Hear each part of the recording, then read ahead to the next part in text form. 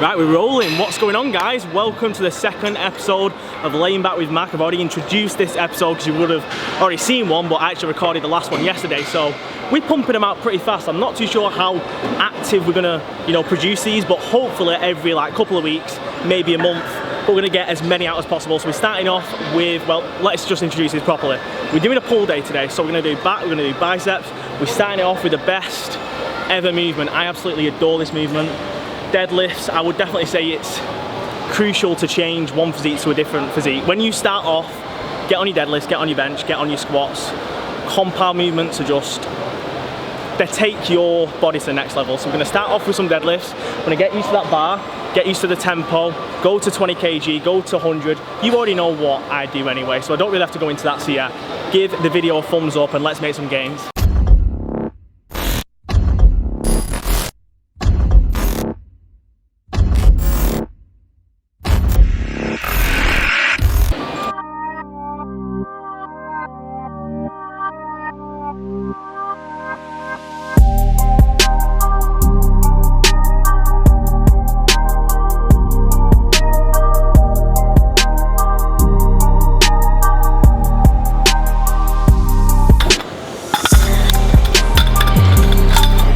Right, so starting off with 20 either side, I'm going to do a few reps, I'm going to gauge it and then slowly increase it because I think I'm going to go for a PR today. Not PR'd out, and the last time I did was when I was bulking, so very excited, very nervous. Hopefully I can beat 165 because that's what I got at the peak of my bulk, so I want to increase that to at least 170 today.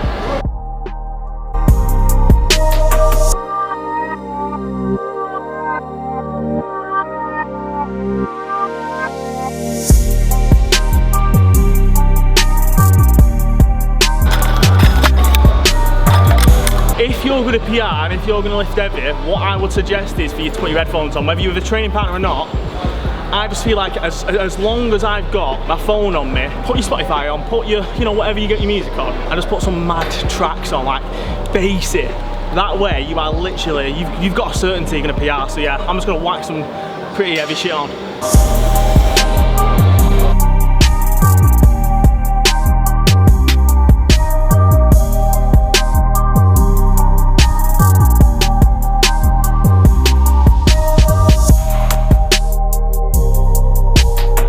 That absolutely flew up, so what we're going to do is going to go to 120. We're going to do 2 to 3 reps because if you're going to PR, you want to increase that weight slowly, but you do not want to be repping out 20 reps on stupid weights. So a few reps here and there, we're going to increase it, we're going to keep increasing it and then go to that PR. So 120, let's put a 10 on.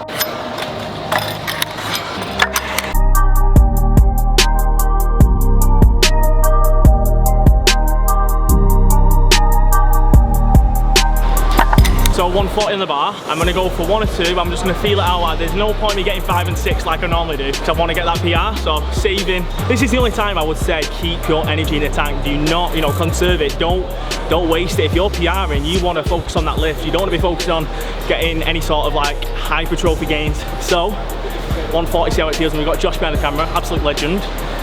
Same guy did the gym chat video, so you get some pretty sick angles.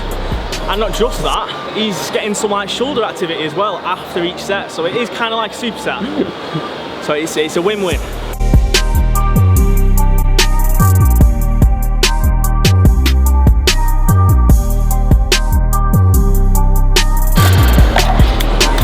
Right, so guys, 160. I got this for 2 the other day.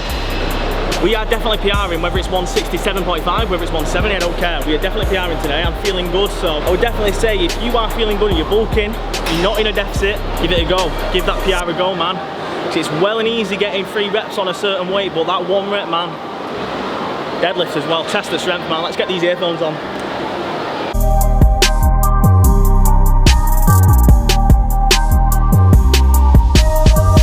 So I'm not too sure what happened on that last lift, but I think, was it my left leg that come forward a little bit? I don't know, I can't remember. For some reason, my positioning, I don't know, I'll have to look back at the clip, but my position on that was disgraceful. And I think what I need to start to think about is not getting too hyped up in a sense where I just walk and go and do it. I need to get my foot placement first, then get in the zone and then lift it and get everything correct beforehand. So I'm gonna try that for this next one, 170, never done it before. Let's give it a go, man. You can't be negative about this. I'm a bit nervous, but still. You gotta be positive or you're not lifting it, you know what I mean? We kill one.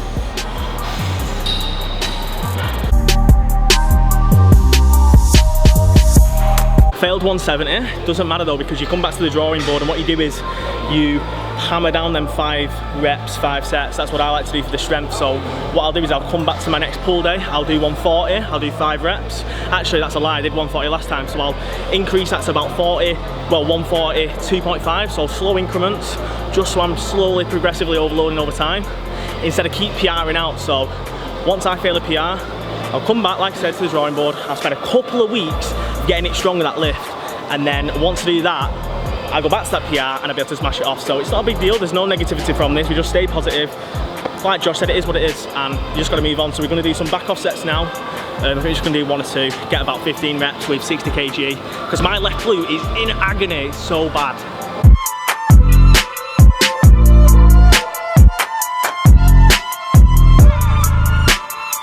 Right guys, so with this lift, pendulum rows.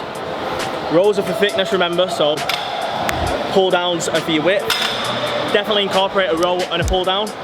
This is my row for now, I'm doing 6 to 8 reps, keeping it relatively heavy. I'm going about 105 degrees, so not 90, a little bit up, pulling straight into my sternum, elbows a little bit tucked in, don't be flaring them, keep your shoulders pinched back as well. So as soon as you roll them forward, front delt gets so much action, so yeah.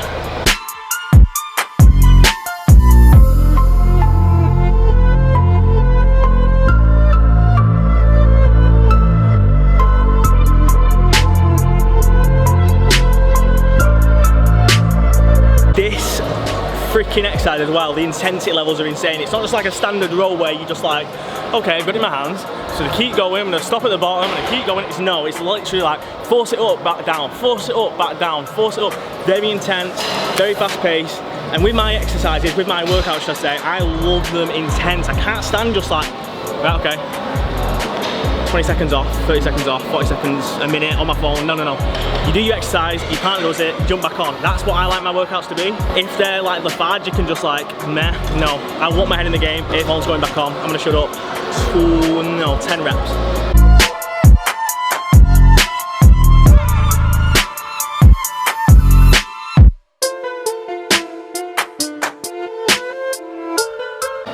Right, so next exercise guys, lat pull down. Such a good exercise for the width in your back.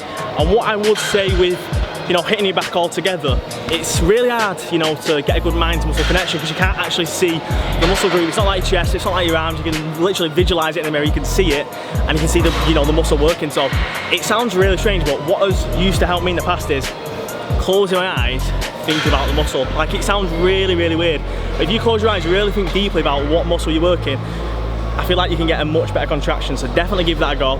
Try for 5 seconds. You might go blind, but still, honestly, just give it a go. We're gonna do 3 or 4 sets, I think. Lat pull down, because you've got to get a pull down in, you've got to get a row in. And with my pull down, sometimes I'll go behind the head. Today, we're just gonna go onto our chest. Sometimes I'll do underhand as well, but that does work mainly your biceps as well. So we're gonna cut that out, just do a normal lat pull down.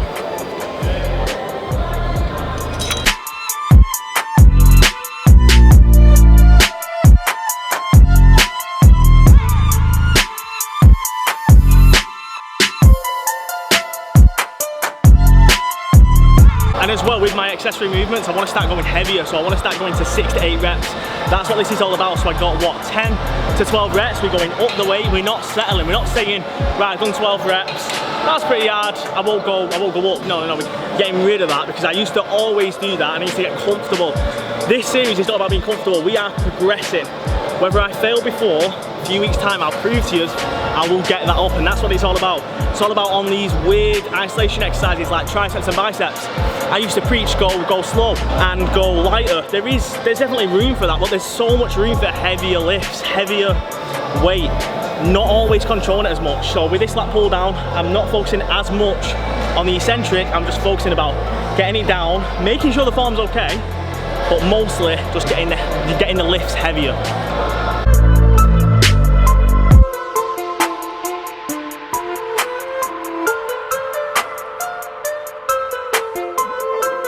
Right, so second row, which is going to be the last exercise for back, because I do think that if your weakness is thickness, or let's say if your weakness is width, then you've got to do some more pull downs.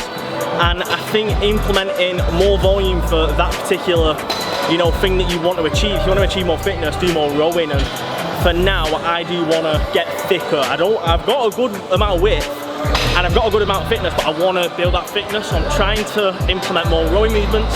With this, I think opening your lat out and going forward, stretching it out is a really good way to target the lats. I get a lot of muscle soreness from going forward. However, muscle soreness does not mean muscle gain or muscle growth or hypertrophy growth. So you've got to be careful, and I think pinching your shoulders back, always retracting your scapula, bringing it back, keeping your elbows tucked in, because all these movements with your back, it's all about keeping them elbows tucked in. So as soon as you start to flare, it puts a lot more emphasis on the deltoids if you start to flare them, and you don't want to get that. You know, you're training back. We're not training delts. Delts are sick, side lateral raise all the way, but if you're training back, you're training back.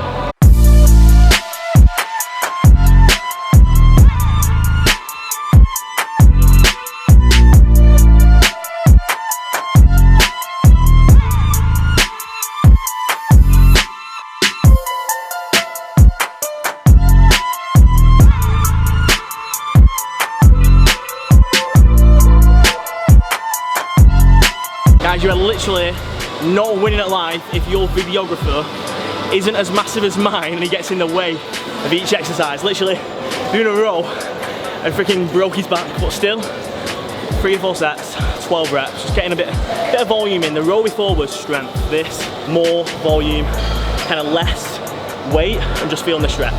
Right, so I hate explaining like bicep exercises because they're just so, I'm not saying that they're meaningless, but they're not as meaningful as these big, you know, compound movements like your rows, your pull downs, your deadlifts, your rack pulls. They're gonna grow your biceps the most. It's not gonna be these isolation exercises. These are just like fine tuning. It's the big lifts are gonna help your arms, you know, your pushing movements, your big bench presses, your overhead presses, they're gonna help your triceps. Like I say, your deadlifts and all that are gonna help your biceps. And I've said it since day one, and these little things, I feel like they're mostly for fun. You can get away with one exercise for biceps, I think.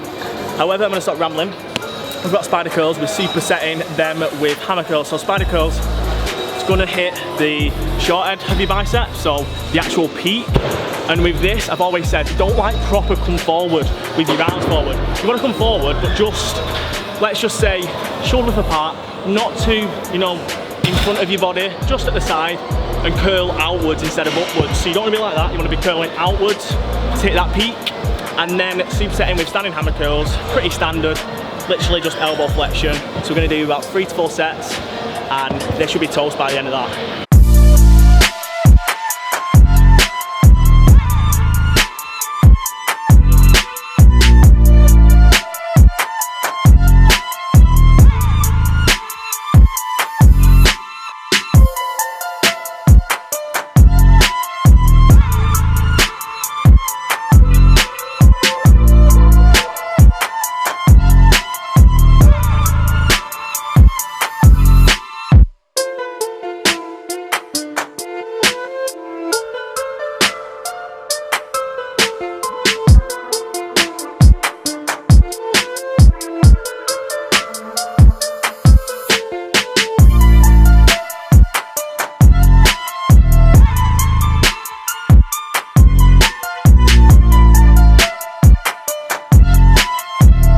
Second set, final set, and also final exercise of the full workout is cut back. We're only going to do 2 sets on the curl. We've got 10 kg either side, so what? 20, then the bar 40. We're just going to go for what we can. You know what? We just want to grow these arms. Look like Elliot Burton, look like Steve Cook, so we just got to just go heavier and just give it a try. I'm going to try and not swing as much, but nah, I can't promise that.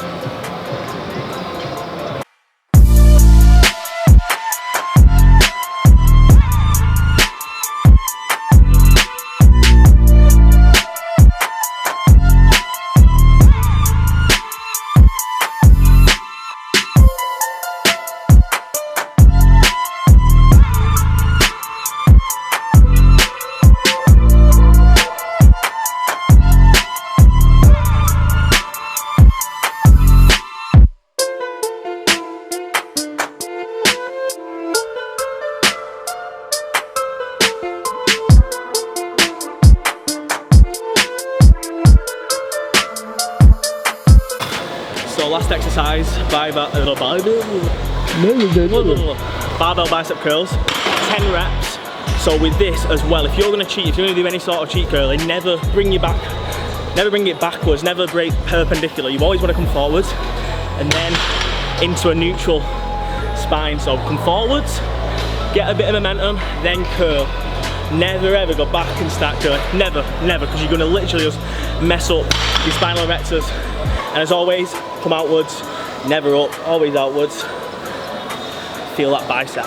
So that concludes the pull day for the day, guys. I hope you enjoyed this episode. I think taking a little bit of information from this is the fact that you don't have to completely focus on your arms. You can always, you know, focus on your big movements like your pull downs and your rows and stuff, and deadlifting, rack pulls. And this was a heavy workout, you know, this was a good workout. A lot of volume, a lot of sets, a lot of reps, some lower rep ranges than others, but still, I mean, you can definitely take some exercises from this pull day and incorporate it in your own pull day. So I hope you enjoyed the second episode of Laying Back with Mack. Maybe not laying back really today because it was actually really intense. Workout. However, like I said, I hope you enjoyed it. Give the video a thumbs up, subscribe if you're new, put them notifications on, and let's keep making gains together.